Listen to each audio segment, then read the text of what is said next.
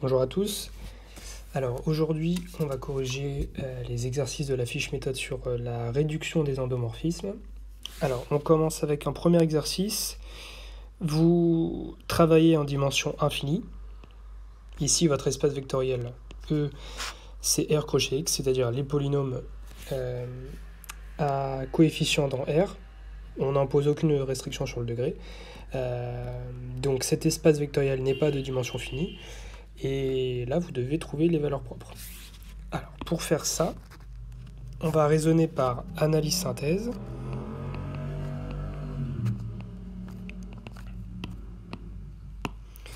Alors, la partie analyse consiste à dire, je suppose que j'ai une valeur propre de f, soit lambda appartenant à R,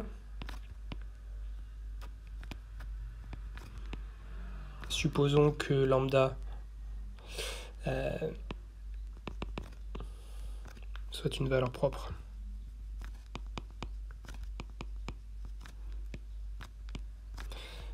de f. J'écris la définition d'une valeur propre. Alors, une valeur propre, qu'est-ce que c'est? C'est un nombre réel ou complexe qui vérifie cette égalité avec un certain x, et x, qu'est-ce que c'est? C'est ce qu'on appelle un vecteur propre. C'est un vecteur de E qui est toujours différent de 0 et qui vérifie l'égalité f de x égale lambda x. Donc ça, c'est la définition d'une valeur propre. Ici, il faut prendre garde à ce que les notations soient cohérentes. Votre espace vectoriel, c'est R crochet X. Donc les éléments de R crochet X, c'est des polynômes, on les note grand P en général. Donc là, ça va faire f de P égale lambda P. Si vous travaillez avec des fonctions, un espace vectoriel de fonctions, les vecteurs qui appartiennent à cet espace vectoriel, vous les noteriez f, g ou phi. Donc là, il faut adapter ces notations. Alors, il existe un polynôme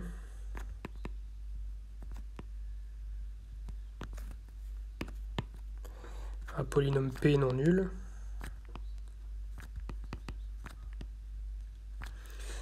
tel que f de P égale lambda P. C'est-à-dire, alors j'utilise maintenant la définition, f de P égale lambda P, donc ça va me faire, alors je simplifie un petit peu, mais ça va me faire P de 1 plus P de moins 1 fois x carré, plus P de moins 1, enfin P de 1, pardon, moins P de moins 1 fois x égale lambda P. Alors, à partir de là, on va distinguer des cas suivant que le lambda soit nul ou pas. Vous voyez, si lambda vaut 0, qu'est-ce que ça fait à droite? À droite, ça fait 0, et vous avez une égalité avec des coefficients fois x carré, avec un coefficient fois x carré et un autre coefficient fois x. En fait, la famille x carré, c'est une famille qui est libre dans R crochet x, et donc en tant que famille libre, ça va vous donner que ce qu'il y a entre crochets sera égal à 0, et ça va vous faire un système. Ça, c'est vrai si vous supposez que lambda est égal à 0. Si lambda est différent de 0, vous allez pouvoir diviser par lambda. Donc c'est pour cette raison qu'on décide de distinguer suivant la valeur de lambda, si lambda est nul ou pas. Alors, si lambda égale 0, alors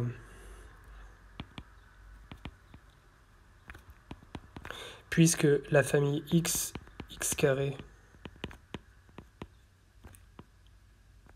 est libre dans R crochet x, qu'est-ce que ça va nous faire? Ça veut dire que les crochets sont égaux à 0.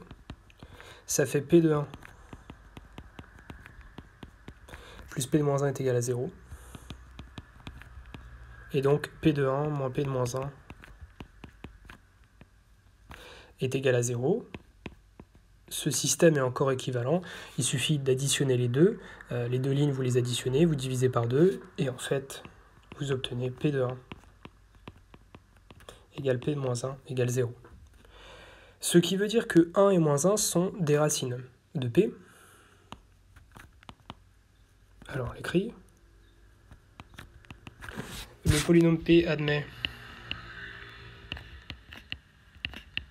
1 et moins 1 comme racine.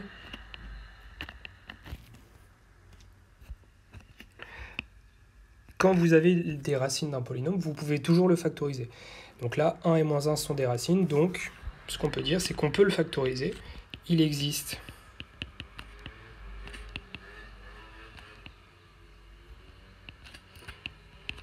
un polynôme Q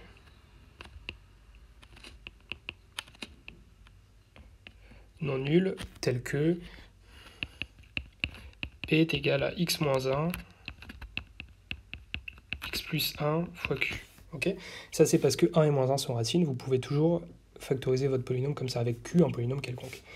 Alors, en fait, là, ce qu'on vient de montrer, c'est que, là, on est toujours dans l'analyse, hein. Ce qu'on a démontré, c'est que si votre valeur propre était nulle, alors un vecteur propre associé à la valeur propre 0 est de cette forme-là, c'est-à-dire x moins 1, x plus 1 fois un polynôme quelconque. Alors maintenant, si lambda est différent de 0, bah, évidemment, quand on a un nombre réel qui est différent de 0, on peut diviser par ce nombre. Donc, alors, je vais reprendre l'égalité ici. Donc je vais reprendre cette égalité-là. Je vais diviser par lambda. Et ça va me permettre d'avoir une expression de mon polynôme P. Alors, P de 1, P de moins 1. Donc, ça va me faire P. P va être égal à P de 1 plus P de moins 1 fois x carré moins P de 1 moins P de moins 1 fois x. Et j'ai dit que je divisais par lambda. Donc, en fait, mon polynôme P, c'est une combinaison linéaire de x et x carré. Il suffit de, vous voyez, la constante lambda, je divise par lambda ici, je divise par lambda ici. Donc, j'ai bien une constante fois x carré, plus une autre constante fois x. Donc, mon polynôme P, il appartient bien à l'espace vectoriel engendré par les polynômes x carré et x. Quand j'ai un polynôme qui est engendré par x carré et x, eh ben, je peux l'écrire. Je peux dire qu'il existe deux constantes non nulles, telles que P s'écrivent sous la forme ax carré plus bx. Alors, cette égalité, je vais l'appeler étoile. Donc, et alors, d'après étoile,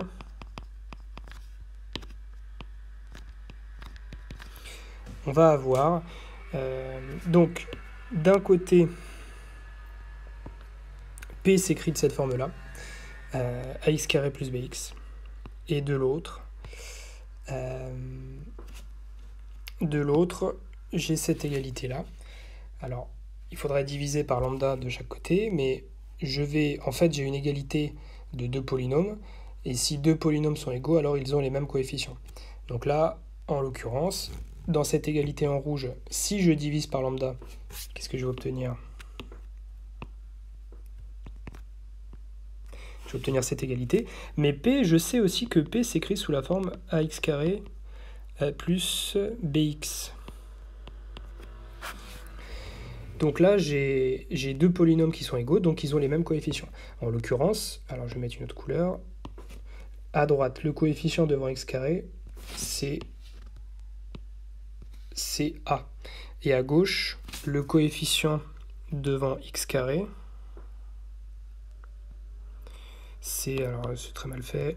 Le coefficient devant x carré à gauche, c'est le terme en violet. Excusez-moi, je vais peut-être virer ça. Voilà. Voilà, ça c'est le coefficient devant x carré. Ils sont égaux.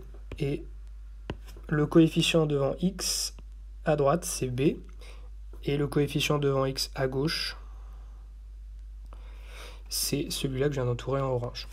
Okay, deux polynômes sont égaux si et seulement si ils ont les mêmes coefficients. C'est ce que je suis simplement en train de dire ça. Alors, on va supprimer tout ça.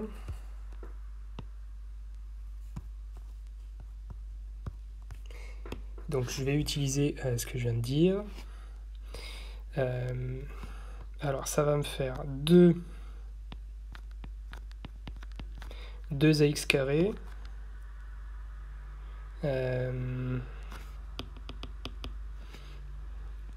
Alors si on regarde, si on compare les coefficients devant x carré et devant x, s'ils sont égaux et qu'on factorise, on va obtenir ce système.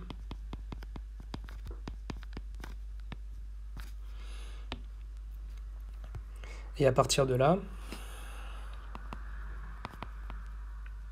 puisque A et B ne peuvent pas simultanément être nuls,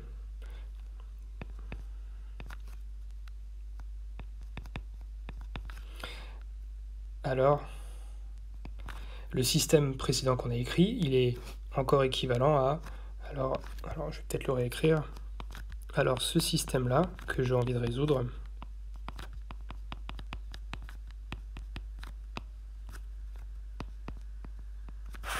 il est équivalent à celui-là. A différente 0, lambda égale 2, B égale 0, ou B différente 0, lambda égale moins 2, A égale 0. Ok, donc, ce qu'on vient de déterminer là, c'est les valeurs propres. Parce que les valeurs propres, en fait, là, on les a ici. Lambda égale 2 ou lambda égale moins 2. Donc on a, d'après le raisonnement par analyse synthèse, là on a juste fait l'analyse, mais on a réussi à les trouver. Les valeurs propres possibles, c'est 0, 2 ou moins 2.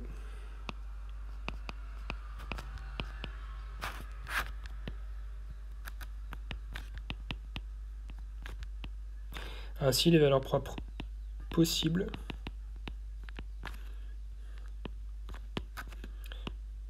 de f sont 0, 2 et moins 2. Et maintenant, on va raisonner par... on va regarder le raisonnement par... enfin, la synthèse. Alors, la synthèse. La synthèse consiste à dire... durant l'analyse, j'ai trouvé que 0, 2 et moins 2 étaient potentiellement des valeurs propres. La synthèse, je vérifie qu'effectivement 0, 2 et moins 2 sont des valeurs propres. Et dans ce cas-là, en fait, on va trouver les vecteurs propres associés.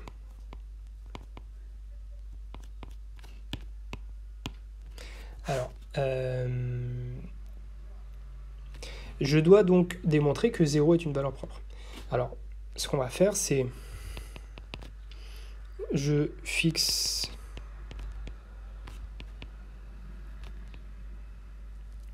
un polynôme non nul. Et je vais poser P. P, ça va être le polynôme x-1, x plus 1 fois q.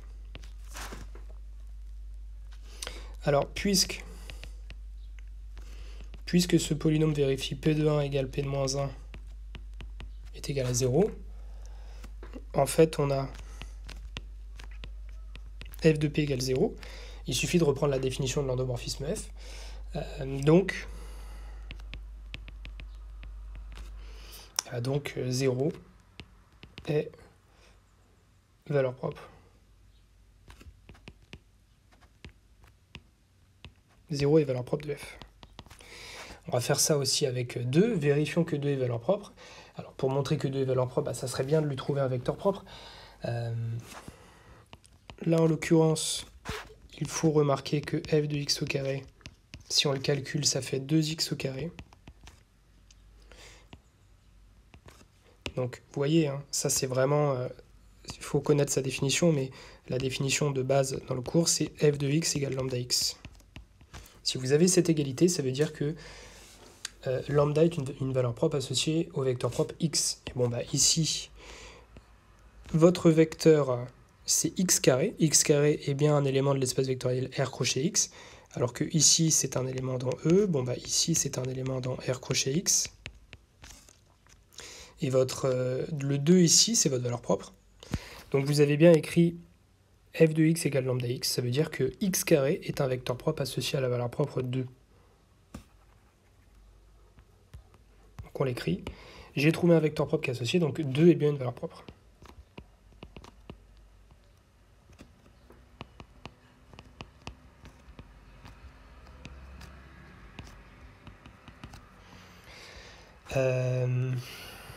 Ensuite, il faut vérifier que moins 2 est valeur propre. Alors, je vous laisse vérifier que f de x, ça fait moins 2x.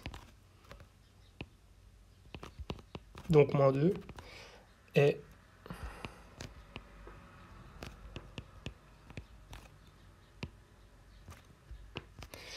moins 2 est une valeur propre de f. Donc, finalement, qu'est-ce qu'on a fait? Bah, on a prouvé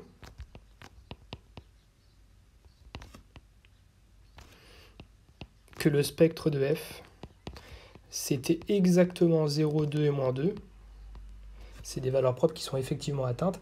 Dans l'analyse, on a dit que les valeurs propres possibles, c'est 0, 2 et moins 2. Et dans la synthèse, on a vérifié que c'était effectivement des valeurs propres.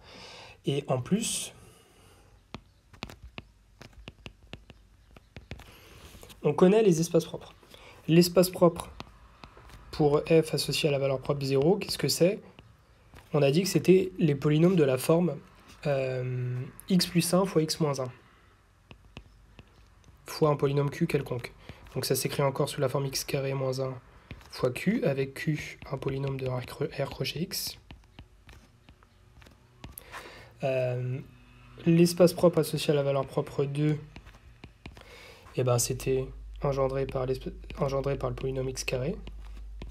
Et l'espace propre associé à la valeur propre moins 2, c'est vect de x.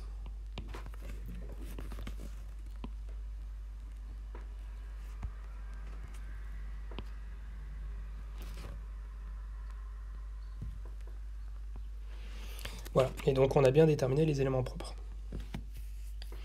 Alors, ensuite, déterminer les éléments propres de cette application. Alors, ce qu'on va faire, on va écrire la matrice de f dans la base canonique. L'espace vectoriel avec lequel je travaille, c'est lui. Ok ? Alors, f est une application linéaire, c'est une application qui va de E dans E et qui a un certain élément associe son image. Il faut que ça soit très clair pour vous avec quel espace vectoriel vous travaillez. Vous travaillez avec cet espace vectoriel, l'espace vectoriel des matrices de taille de 2 à coefficient réel. Donc ici, ça peut paraître un petit peu déroutant, mais les éléments de départ de f sont des matrices. Et donc f, c'est une application linéaire qui prend une matrice en entrée et qui lui associe une matrice. Donc l'espace vectoriel avec lequel vous travaillez, c'est M2 de R. Et donc quand j'ai dit il faut écrire, ça serait pas mal qu'on écrive sa matrice dans la base canonique de E, il faut connaître la base canonique de M2 de R. Alors ça c'est quelque chose qu'il faut savoir.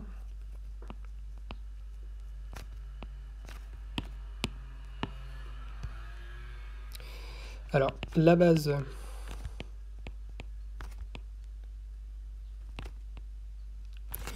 canonique des matrices de taille 2, des matrices carrées de taille 2 à coefficient réel, qu'est-ce que c'est? Eh ben c'est une famille composée de 4 éléments. Le premier c'est E11, après E12,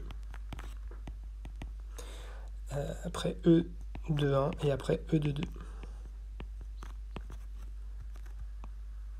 Alors qu'est-ce que c'est ces matrices-là? Vu que je cherche une base des matrices de taille de 2 à coefficient réel, les vecteurs qui constituent ma base, ça doit être des matrices. Ce n'est pas des vecteurs colonnes, c'est des matrices. Alors qu'est-ce que c'est E11? Eh bien, c'est très simple, c'est une matrice de taille de 2 à coefficient réel où il y a un 1 en position 1, 1 et des 0 partout. E1, 2, c'est une matrice où il y a des zéros partout, sauf à la première ligne, deuxième colonne. Etc. etc.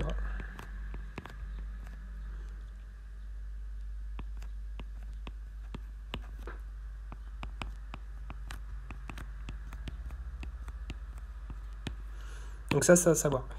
Je le fais avec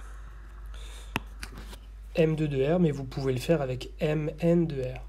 Voilà, c'est exactement pareil, hein, sauf que là, vous aurez n carré matrice qui constituera la base.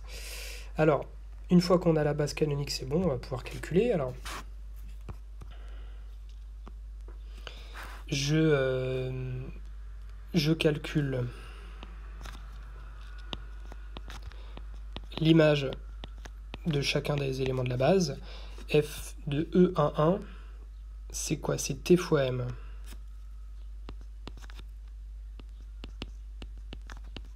Alors T, qu'est-ce que c'est? C'était 1, 3, 0, 2.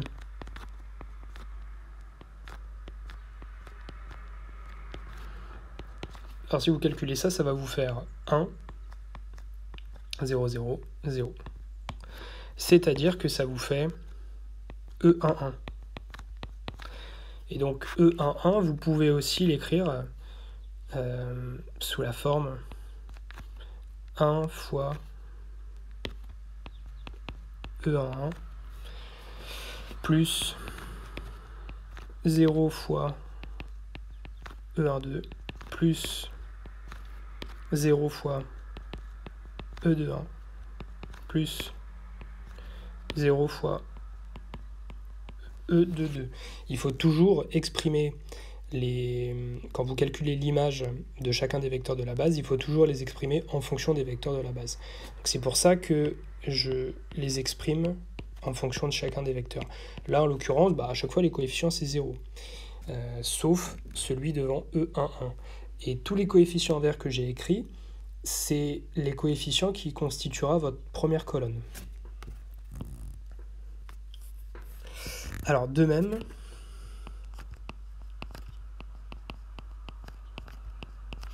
calculons f de E12. Alors, ça va faire E12.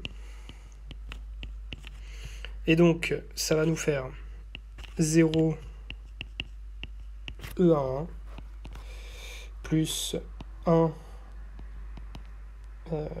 E12 plus 0 E21 plus 0 E22. Les coefficients en rouge constitueront votre deuxième colonne. Ensuite, f de E21, pardon. Là, ça va nous faire... Alors là, il faut le faire. Donc,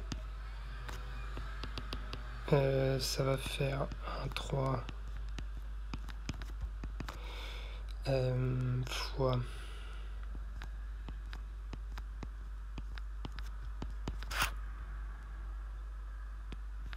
Donc là, ça va faire 3, 0, 2, 0.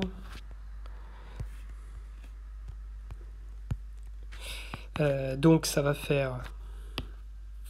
Et donc là, vous devez exprimer cette matrice-là, 3, 0, 2, 0. Cette matrice, vous devez l'exprimer en fonction des vecteurs E11, enfin des vecteurs, en fonction des éléments de la base de M2 de R. Donc, alors on va prendre une autre couleur.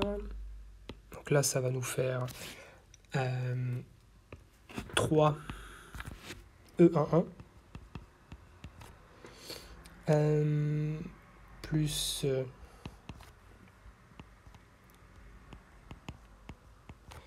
0 E12 plus 2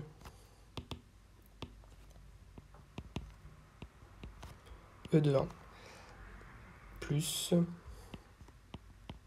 0 E22. On va pas se mélanger avec les couleurs. Voilà. Et enfin, le dernier élément à calculer, f de E22.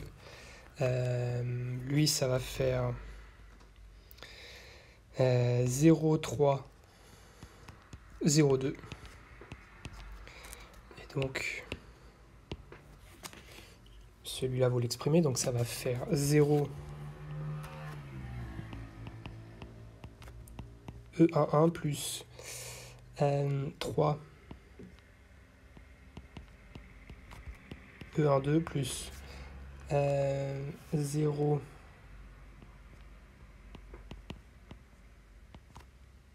E21 plus 2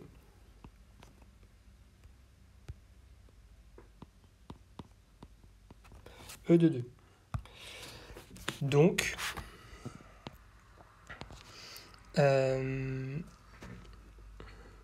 la matrice, alors je vais lui donner un nom, je l'appelle A. A, ça va être quoi? C'est la matrice de F dans la base canonique. Alors, on va peut-être mettre une autre couleur, on va le mettre en noir plutôt.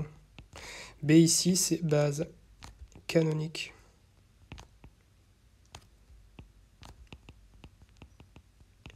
De M2 de R. Alors, qu'est-ce qu'on va obtenir? Et bien, tous les chiffres de couleur. Tous ceux qui sont en vert, tous les coefficients en vert, c'est ma première colonne. Donc 1, 0, 0, 0, 0. Ensuite, on a les coefficients en rouge. 0, 1, 0, 0. Ensuite, on a les coefficients en violet. 3, 0, 2, 0. 3, 0, 2, 0. Voilà, c'est ça. Puis il y a les coefficients en orange.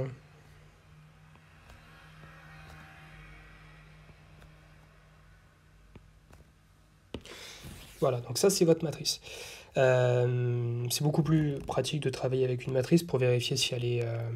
pour déterminer les éléments propres. Hein. Parce que ici, le polynôme caractéristique, on a une matrice qui est triangulaire. Okay, elle est triangulaire supérieure. Donc, le polynôme caractéristique, on le calcule très facilement, c'est lambda moins 1 au carré fois lambda moins 2 au carré. Et on sait que les valeurs propres sont donc les racines du polynôme caractéristique, donc là c'est 1 ou 2. Enfin 1 et 2, pardon. Donc le spectre de F, 1 et 2. Alors maintenant on va rechercher une base de E1 de A.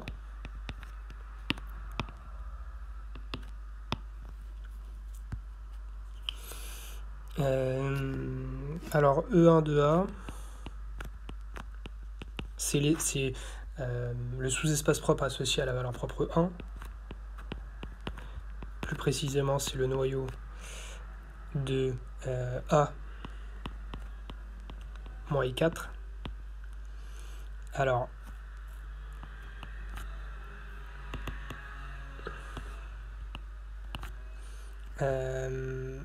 A moins I4, qu'est-ce que c'est? 0, 0, 0, 3, 0, c'est 0, 0, 0, 0.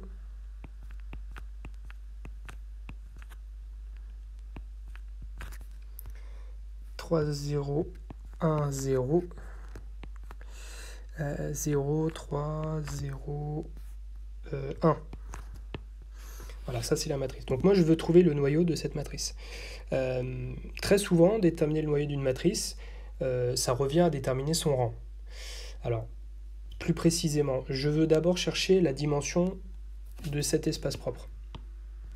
Pour déterminer la dimension d'un noyau, on peut utiliser le théorème du rang, puisque le théorème du rang nous donne justement un lien entre la dimension du noyau et la dimension de l'image. Alors ici, le rang de cette matrice, quel est son rang? Son rang, c'est 2, parce que ces deux vecteurs colonnes sont nuls, et ces deux derniers vecteurs colonnes ne sont pas collinéaires. Donc le rang de cette matrice est 2.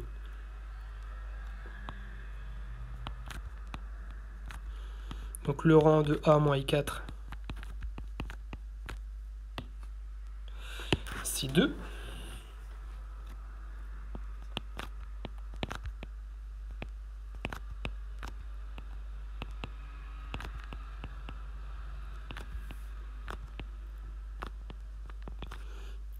Mais d'après le théorème du rang, le rang de A moins I4,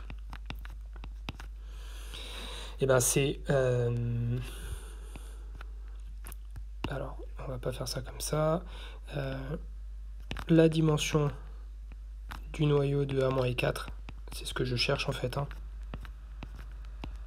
C'est donc la dimension de R4, qui est 4, moins la dimension de l'image. Moins le rang en fait. Combien on a trouvé que c'était 2. Donc ça fait 2.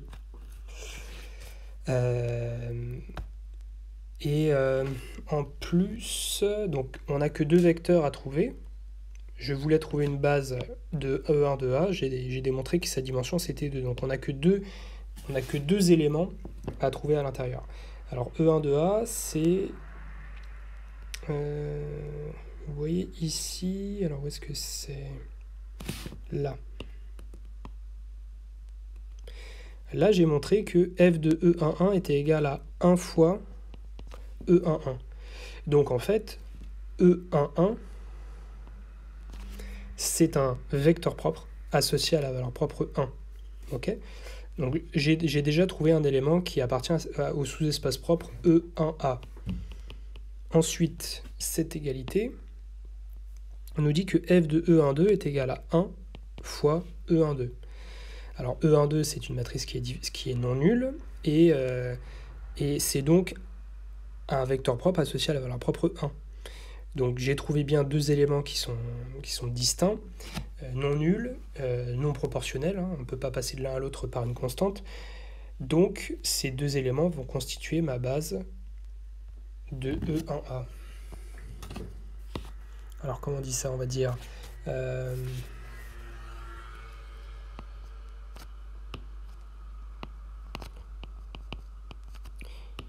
et f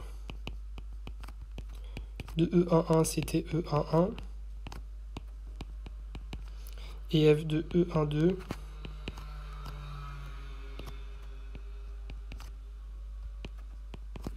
c'est 1 fois E12. Ça c'est les calculs qu'on a déjà fait tout à l'heure.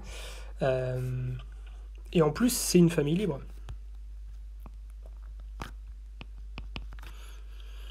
Avec... Bon, c'est le fait de dire, c'est ce que j'ai dit, ils sont non proportionnels. Bon, je vais quand même l'écrire.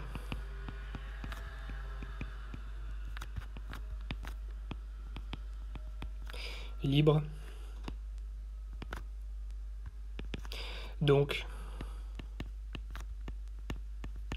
E1 de A, c'est vect de E1 de E1, E1, 2. Voilà. Après, il faut chercher l'espace propre associé à la valeur propre 2.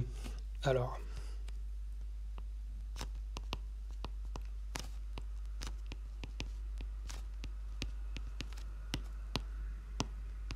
pour ça, fixons un vecteur x appartenant à E2A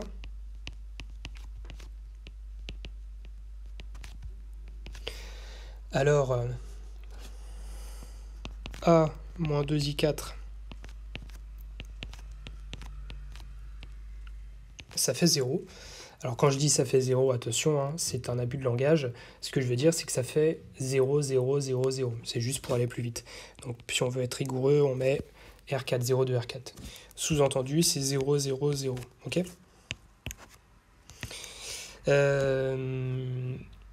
Alors on va obtenir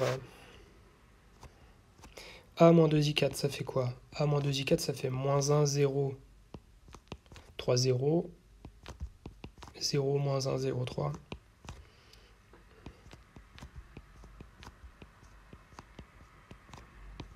Ça, c'est A moins 2i4.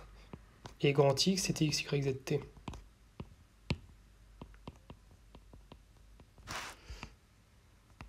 Donc là, je vais obtenir un système. Alors, si on calcule le produit de cette matrice avec ce vecteur, on va obtenir moins x plus 3z, qui nous fera 0, et moins y plus 3t. Ce qui nous fait en fait x égale 3z, y égale 3t. Alors mon vecteur grand X au final, de quelle forme il est? Mon vecteur grand X c'était x, y, z, t. Mais j'ai montré que x c'est 3z et y c'est 3t. Donc ça me fait z fois 3, 0, 1, 0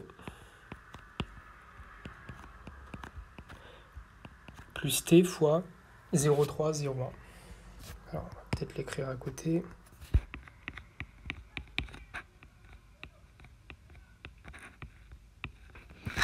Voilà, donc ça, alors là en fait on n'a pas raisonné par équivalence, en fait on a dit que si j'avais un vecteur propre associé à la valeur propre 2, nécessairement il était combinaison linéaire de ces deux vecteurs, mais réciproquement ces deux vecteurs, c'est-à-dire le vecteur 3, 0, 1, 0 et 0, 3, 0, 1, réciproquement ces deux vecteurs sont bien des vecteurs propres, associés à la valeur propre 2. On conclut, en plus ces deux vecteurs forment une famille libre, hein, parce que dire que deux vecteurs forment une famille libre, c'est équivalent à dire qu'ils sont non proportionnels, ils ne sont pas collinéaires. Donc là, c'est clairement le cas. Donc, E de A,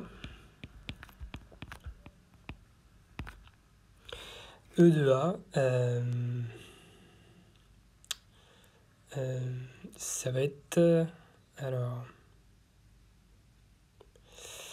je regarde juste ce que j'ai fait avant.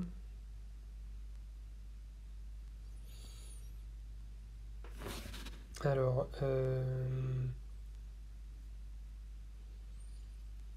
3, 0, 1, 0. Donc là, on va en déduire... ouais. Oui, alors il y a peut-être un petit abus... parce que là, au final, il y a un petit abus dans ce que j'ai écrit. Là, au final, c'est quand j'écris ça, les éléments qui appartiennent à E de A, en fait, c'est des vecteurs, c'est censé être des matrices. Mais, alors, je regarde juste ce que j'ai écrit avant. Parce que ici, ce qu'on va pouvoir conclure, notre espace propre, non, on va laisser, peu importe, on va laisser. Hein. Je regarde juste ce que comment j'ai conclu tout à l'heure.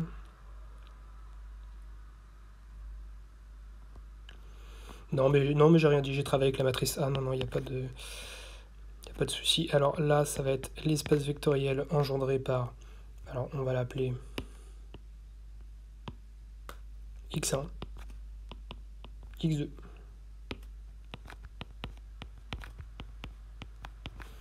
Voilà, donc là on a tout, on a bien déterminé les éléments propres en fait de notre application linéaire f.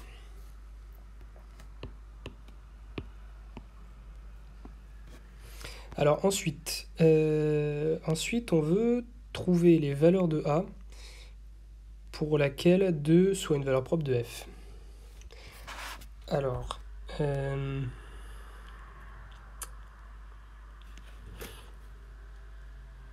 alors 2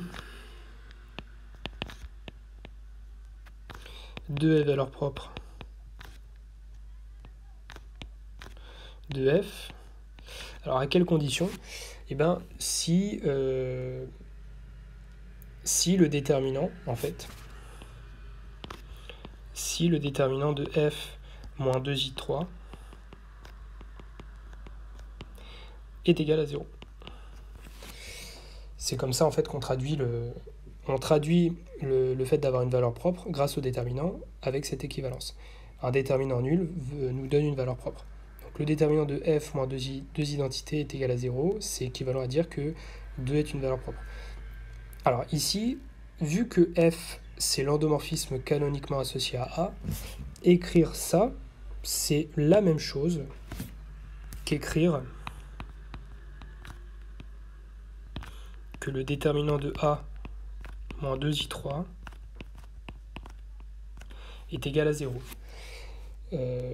Travailler avec l'endomorphisme canoniquement associé ou avec la matrice qu'elle représente, c'est la même chose, le déterminant possède la même valeur. Sauf que ici, écrire ça avec la matrice, le déterminant de cette matrice égal à 0, c'est plus pratique parce qu'on a des outils pour calculer le déterminant d'une matrice. Les opérations sur les lignes ou les opérations sur les colonnes. Alors, si je calcule ce déterminant, si je calcule le déterminant de A moins 2i3, je vais obtenir, ça je vous laisse le faire mais c'est pas très compliqué, je vais obtenir 4 plus 2a égale 0. Et donc ça va me faire A est égal à moins 2. Donc on conclut en disant que 2 appartient au spectre de f si et seulement si A est égal à moins 2.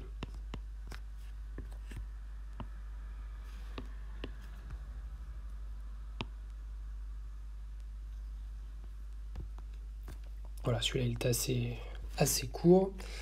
Faut vérifier maintenant si cette matrice est diagonalisable. Alors, on va calculer son polynôme caractéristique. Alors, je vous rappelle que le polynôme caractéristique, c'est le déterminant de lambda i3 moins a.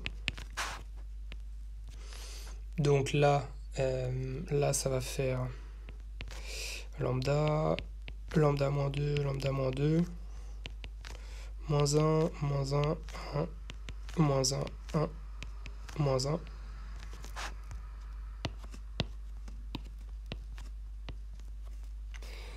Alors, je vais faire l'opération suivante.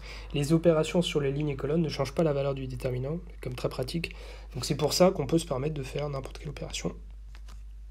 Alors n'importe quelle opération, hein.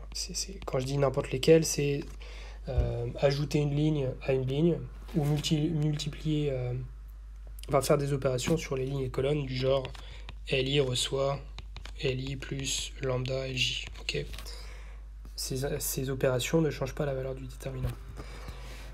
Alors cette opération, qu'est-ce qu'elle va me donner? Elle va me donner lambda moins 1, 0, lambda moins 1, moins 1, lambda moins 2, moins 1, moins 1, 1, lambda moins 2.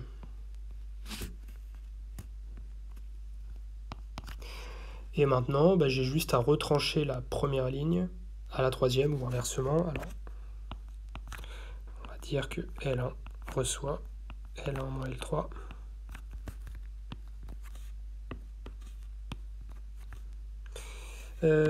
Alors, ça va nous faire, je vais y arriver, hop, ça va faire 0, 0, moins lambda plus, donc 1, moins lambda,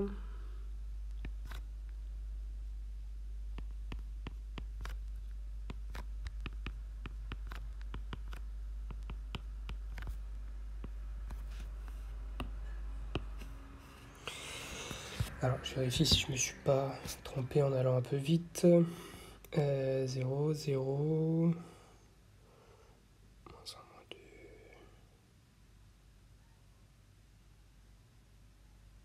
ok. Maintenant, on va développer suivant la ligne ou la colonne qui possède le plus de 0. Là, en l'occurrence, je vais faire suivant la première ligne. Là, je vais plutôt surligner comme ça. Voilà, je vais faire un développement suivant la première...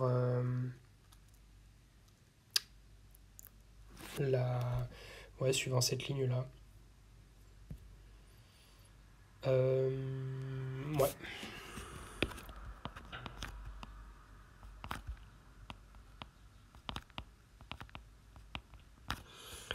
Alors, je vais donc avoir 1 moins lambda. Alors si vous voulez, vous pouvez mettre vos signes, hein, plus, moins, plus, etc. les signes en rouge vont vous donner le signe à mettre ici, ok?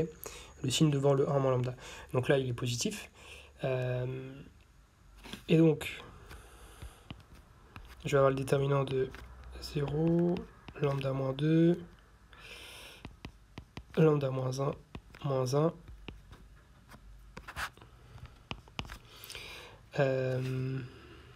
Et donc,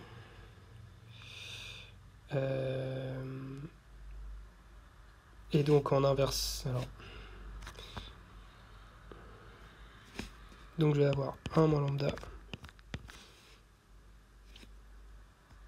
Et là, je vais avoir 0 moins lambda moins 1, lambda moins 2. Donc, ce signe moins là, je peux le rentrer à l'intérieur, ce qui me donnera 1 moins lambda, si je veux. Mais peu importe. Hein. Alors, je vérifie juste si je me suis pas...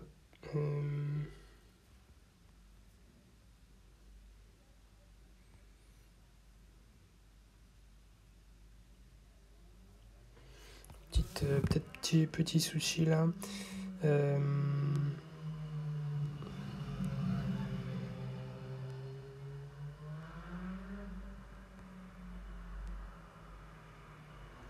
Non, c'est bon. Non, ce signe moins, je vais justement le garder. Ce signe moins là, je vais le garder. Je vais le mettre ici. 1 moins lambda, je vais utiliser le signe moins pour dire que c'est lambda moins 1. Voilà. Alors, ça fait lambda moins 1 au carré fois lambda moins 2.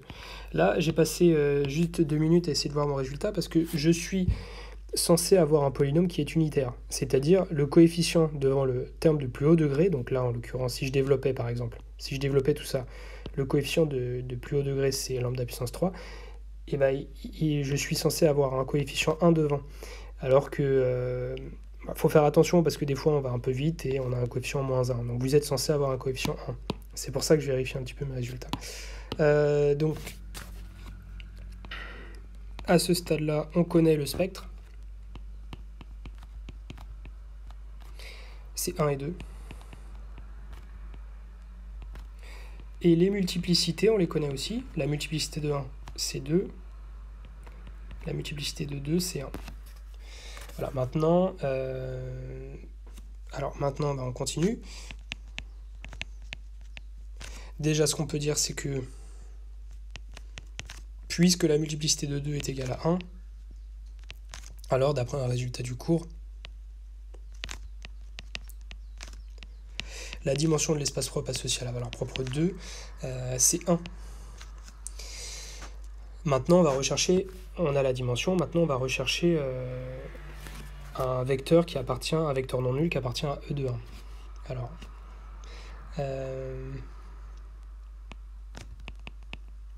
de plus,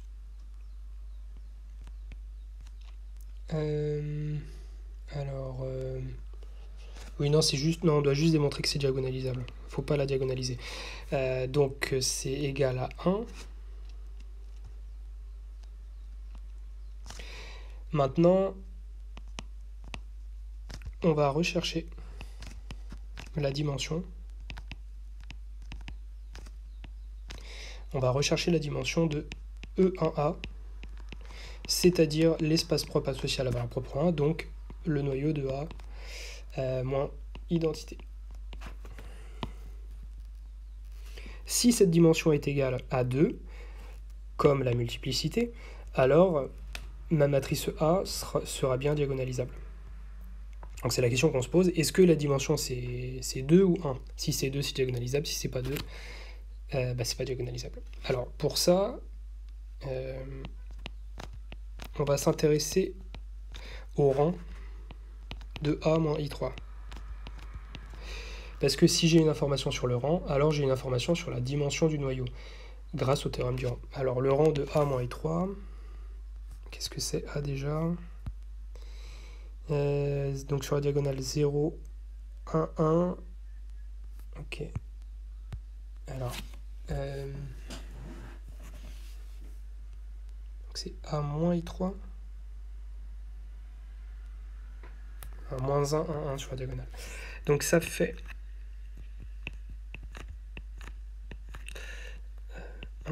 1.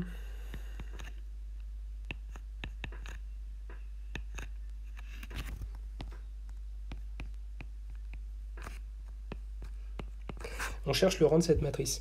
Alors le rang, c'est l'entier le plus grand tel que les vecteurs colonnes ne soient pas liés en fait. Il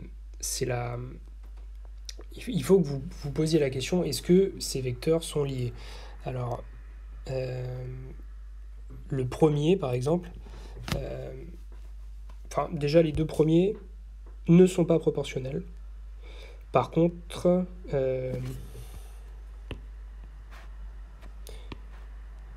ces deux vecteurs-là que j'ai entourés, ils sont proportionnels. Pour passer de l'un à l'autre, il faut multiplier par -1. Donc, on en supprime un. Le dernier vecteur colonne, je peux l'obtenir à partir du premier. Et maintenant, il me reste 2. Et ces deux-là ne sont pas proportionnels. Okay, donc, le rang, c'est 2.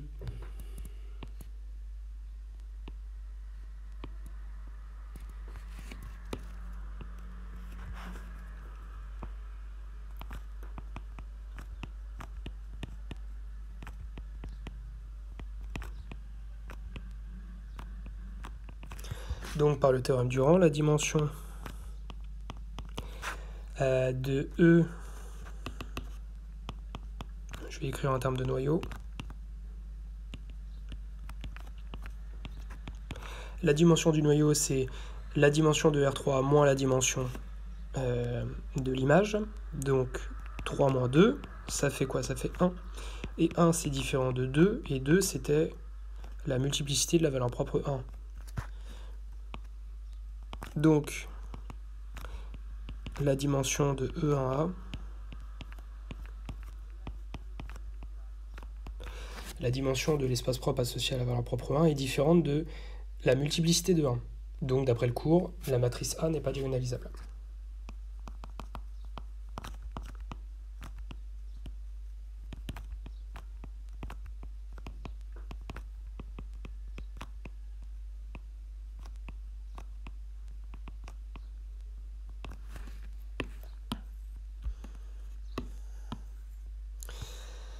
Voilà, donc c'est vraiment le résultat du cours, comparer la dimension des espaces propres avec la multiplicité, et si toutes les multiplicités sont bien égales à la dimension des espaces propres, c'est bon, c'est diagonalisable.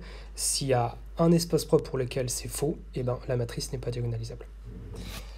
Et maintenant, on va montrer qu'une matrice, que la matrice grand A ici, est diagonalisable, et on va la diagonaliser. Alors, on va commencer par... chercher le polynôme caractéristique. Alors, c'est lambda moins 5, lambda moins 3, lambda plus 9, moins 2, moins 4, moins 8, 4, moins 12, 12. Vérifiez bien que vous ayez bien recopié la bonne matrice, hein, parce que ça arrive très vite, les erreurs de calcul. Alors, qu'est-ce qu'on va faire comme opération?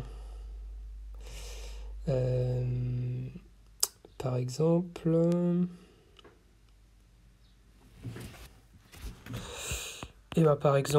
on va dire que L3 reçoit L3 plus L2. Alors, qu'est-ce que ça va me faire? La première ligne, je lui fais rien.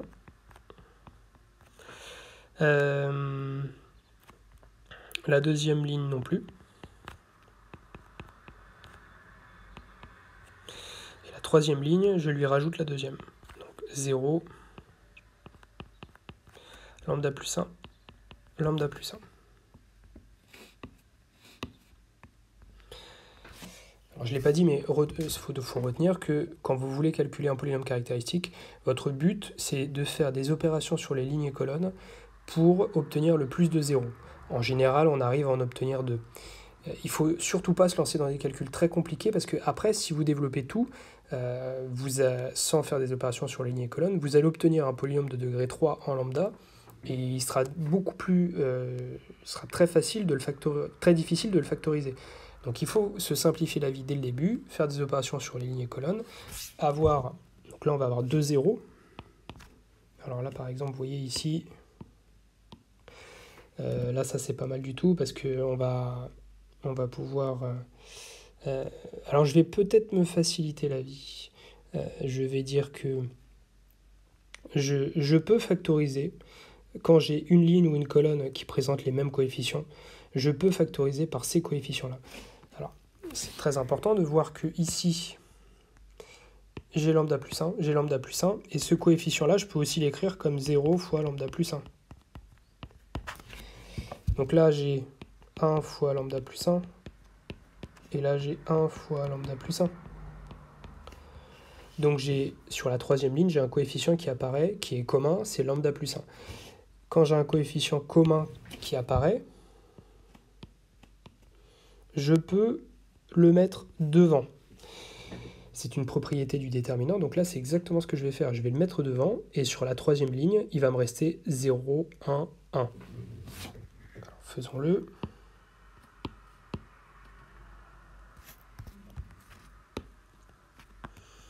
Alors, donc le coefficient lambda plus 1, je le mets devant. Ça va me faire lambda moins 5, moins 2, moins 4. Moins 12, lambda moins 3, moins 8. 0, 1, 1. Et maintenant, je vais faire des opérations. On va les supprimer, ces coefficients, hein, ici. Celui-là et celui-là. Il suffit de faire C2 reçoit C2 moins C3.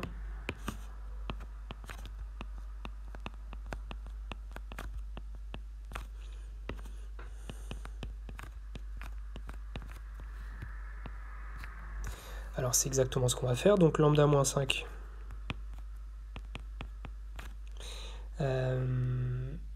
Alors, c'est la deuxième colonne où il se passe quelque chose. Donc, la première et la troisième, je les recopie, il ne se passe rien.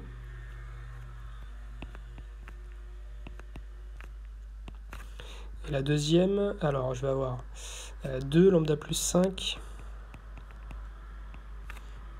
0.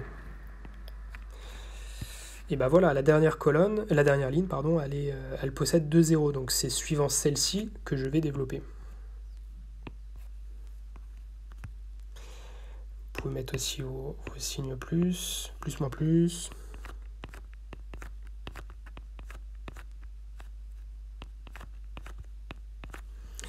Donc je développe suivant la troisième ligne.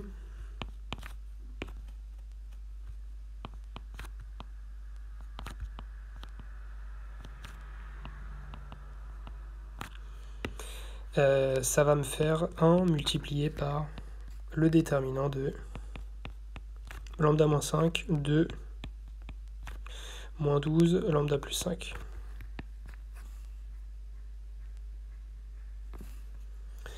Alors j'ai oublié le coefficient, pardon, c'est lambda plus 1 ici. Donc lambda plus 1 et...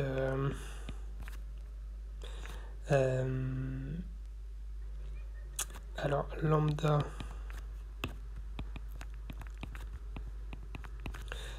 moins 5 fois lambda plus 5 moins 24.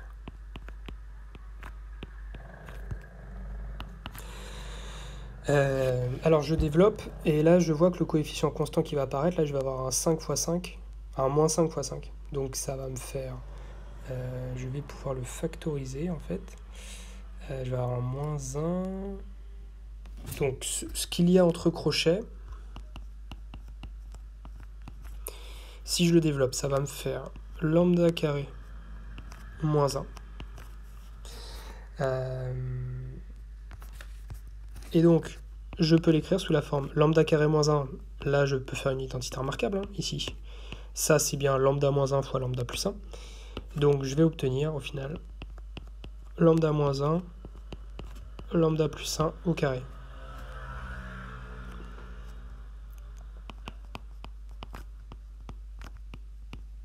L'écrire de cette forme me permet d'obtenir le spectre. En l'occurrence, c'est 1 moins 1. La multiplicité de 1, c'est 1. La multiplicité de moins 1, c'est 2. Il suffit simplement de regarder les puissances. Ok. Voilà, donc j'ai les valeurs propres et les multiplicités. Il faut regarder maintenant, il faut trouver les espaces propres. Alors, c'est parti.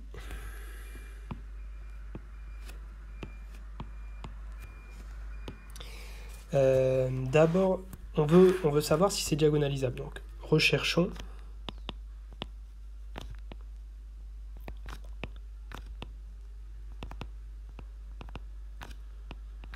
Recherchons la dimension de E1 de A. Espace propre associé à la valeur propre 1. Alors, on sait de moins 1, pardon. Parce que l'espace propre associé à la valeur propre 1, il est de multiplicité 1. Donc on sait que la dimension c'est 1. C'est pas trop... ça, c'est pas très difficile. Alors peut-être que j'aurais pu l'écrire, c'est mieux. La dimension de E1 de A, c'est 1 parce que la multiplicité de 1, c'est 1. Maintenant, on regarde avec moins 1. Alors, c'est très souvent la même chose. Si vous voulez la dimension d'un noyau, c'est souvent préférable de regarder la dimension de l'image, c'est-à-dire le rang. Alors, ici, le rang de A plus I3, c'est le rang de la matrice. Alors, 6, 4, moins 8 sur la diagonale. Et le reste, 2, 4, 8, 12, moins 12, moins 4. Ok. Donc, 2, 4, 8, 12, moins 12, moins 4. Donc, on doit déterminer le rang de cette matrice. Alors, regardons un petit peu les colonnes. Est-ce que les colonnes sont proportionnelles? Est-ce qu'il y en a... bon, là, c'est assez évident. Parce que toutes les colonnes, en fait... alors, 6, 12... déjà, ces deux-là sont proportionnels. On passe de l'une à l'autre en multipliant par 3. Okay, ça me permet d'en supprimer une des deux, déjà. Parce que, voilà, les deux colonnes sont proportionnelles. Donc, pour déterminer le rang, je peux supprimer celle-là déjà. Ensuite, je regarde les deux. Clairement, je regarde les deux maintenant, ces deux-là. Pour passer de l'une à l'autre, on voit qu'on peut le faire en multipliant par 2. Donc les deux colonnes que j'entoure en rouge sont proportionnelles. Je peux en supprimer une. Il va me rester qu'une seule colonne. Donc le rang, c'est 1. Okay. C'est comme ça qu'on détermine le rang. Donc là, c'est 1. Alors, si on veut justifier, on dit...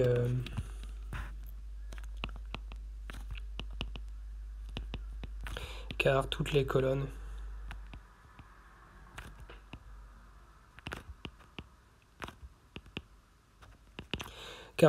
sont proportionnelles.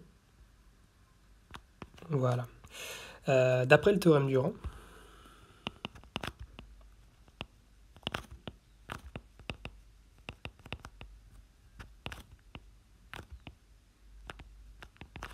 la dimension de E-1 de A, c'est-à-dire la dimension du noyau de A plus identité, c'est la dimension de R3 qui vaut 3 moins la dimension de l'image, c'est-à-dire le rang, et on a trouvé que c'était 1.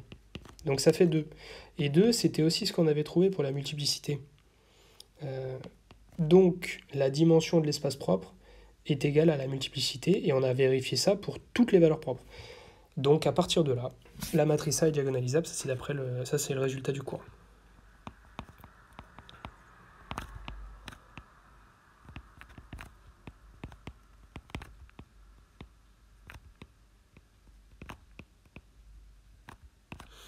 A est diagonalisable, et maintenant il faut rechercher une base de chacun des sous-espaces propres.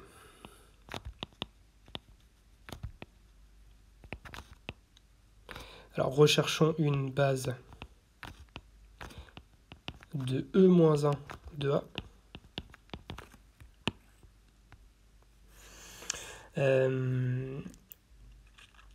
Alors pour ça, on va traduire ce que veut dire qu'un vecteur à 3 coordonnées appartienne à E-A de A. Qu'est-ce que ça veut dire? Ça veut dire que A plus I3 fois X est égal à 0. Attention, quand j'écris 0, c'est le vecteur colonne 0, 0, 0, c'est juste pour aller plus vite. Et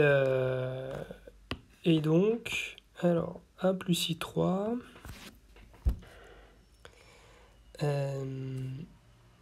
A plus I3, alors, 6, 4, moins 8,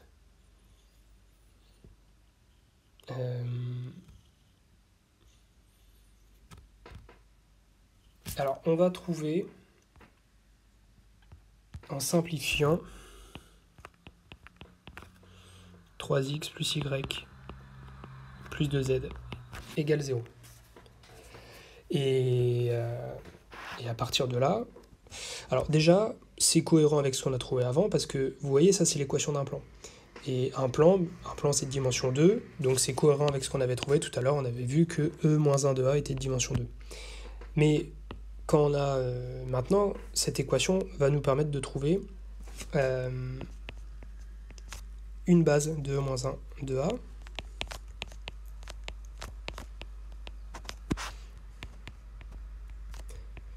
Puisque maintenant mon vecteur grand X, je peux l'écrire.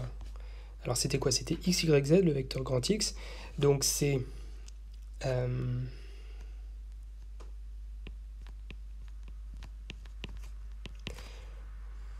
x moins 3x plus... Alors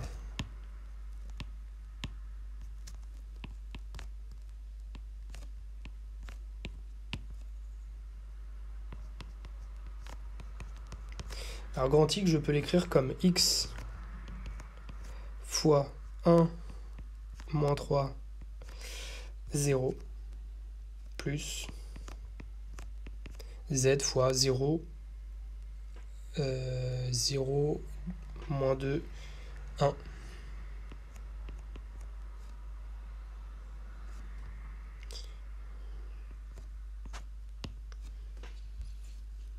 Alors juste... voilà. Ces deux vecteurs,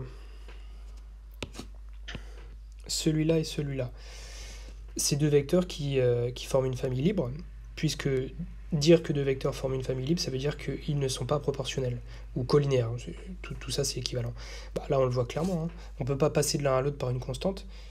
Donc ces deux vecteurs forment une famille libre, et donc j'obtiens une base de E moins 1 de A,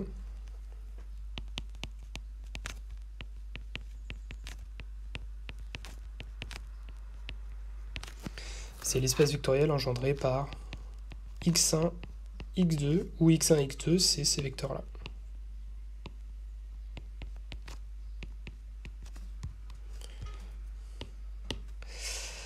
On fait la même chose.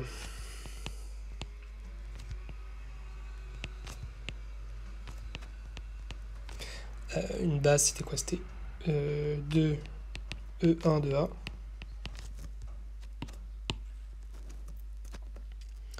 Je rédige de la même façon un vecteur grand X de coordonnées x, y, z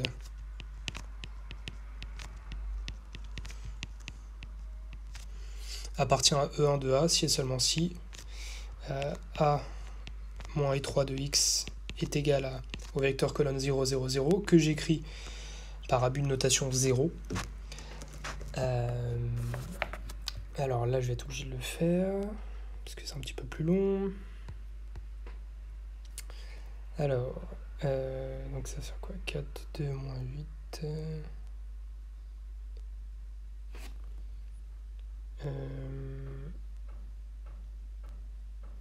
Alors, si vous le faites, vous allez obtenir le système suivant.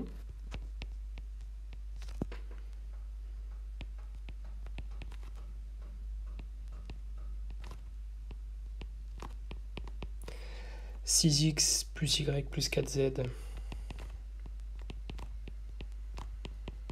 égale 0 et moins 6x moins 2y moins 5z égale 0. » Alors là, c'est comme avec les matrices, quand vous voulez inverser des matrices ou résoudre ou calculer des déterminants, vous facilitez la vie en faisant des opérations sur la ligne et colonne. Et bien là, c'est exactement pareil. Là, on va dire que L3 reçoit L3 plus L2. Qu'est-ce que ça va nous faire? Ça va nous faire 2x plus y. La première ligne reste inchangée. La deuxième aussi, en fait.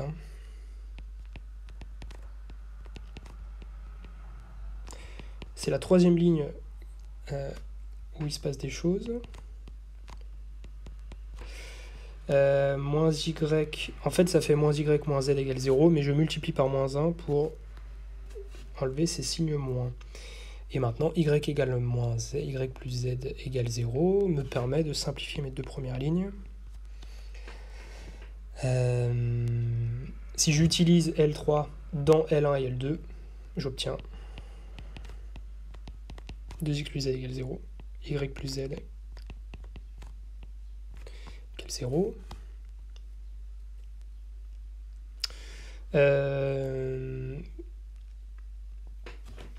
Voilà, donc au final,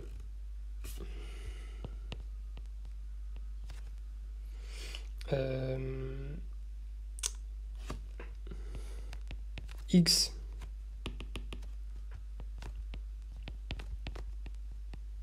z c'est moins 2x et y c'est moins z, c'est-à-dire 2x.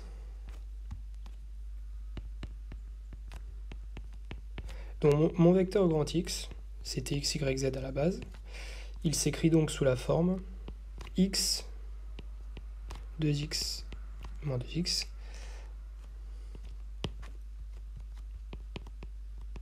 c'est-à-dire x fois 1, 2, moins 2. Ce vecteur-là, je l'appelle x3, et c'est le vecteur qui va constituer votre base de E1 de A.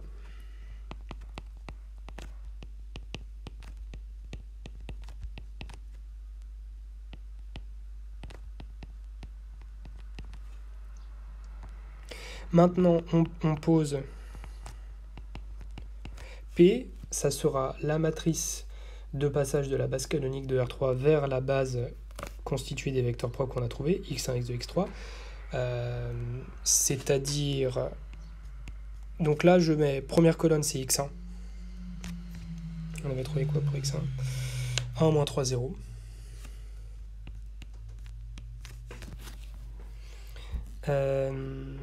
Alors, je regarde juste un truc.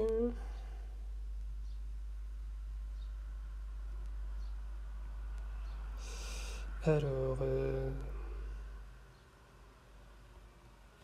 Oui, donc 0, moins 2, 1. Et 1. 1, 2, moins 2. Pas la peine de démontrer que c'est une matrice inversible, puisque à partir du moment où vous avez, là, ce qu'on a écrit, c'est la matrice de passage de la base canonique vers la base x1, x2, x3. Donc en tant que matrice de passage, c'est évidemment une matrice inversible. Et d'ailleurs, son inverse, l'inverse de P, c'est la matrice de passage de la base x1, x2, x3 vers la base canonique de R3. Donc posons P égale à cette matrice. Alors,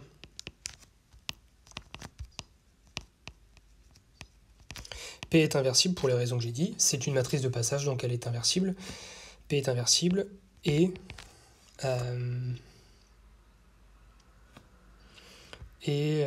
alors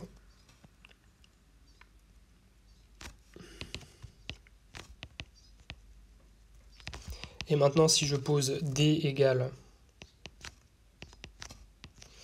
la matrice diagonale avec les valeurs propres sur la diagonale, alors comment on les met les valeurs propres?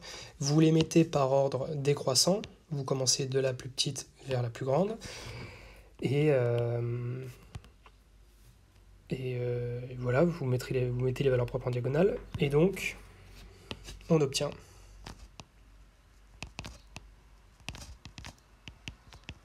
D égale, d'après le cours, hein, D égale P-1 AP. Donc là, vous venez de diagonaliser votre matrice, et diagonaliser une matrice, c'est écrire cette relation, D égale P-1 AP, avec D, une matrice diagonale, constituée des valeurs propres sur la diagonale, classée par ordre croissant, et la matrice P, c'est la matrice composée des vecteurs propres associés aux valeurs propres. Il faut bien faire attention que ici, il faut respecter l'ordre des vecteurs propres et des valeurs propres. Ici et ici, c'est les vecteurs propres associés à la valeur propre -1. Ok ? Donc ce que j'ai entouré en rouge pour P, c'est les vecteurs propres associés à la valeur propre -1. C'est pas grave si vous les échangez, ces deux-là. Si vous les échangez, c'est pas très grave. Ensuite, ici, c'est le vecteur propre associé à la valeur propre 1. Donc vous devez vraiment respecter cet ordre-là. Si vous mettez le vecteur vert, si vous le mettez en premier, ça va pas du tout. Il faut classer les valeurs propres par ordre croissant, et ensuite, pour la matrice P, vous commencez par le vecteur propre associé à la première valeur propre, et etc. Donc si vous le faites comme ça, c'est bien. Donc là, on vient de diagonaliser la matrice. Et on va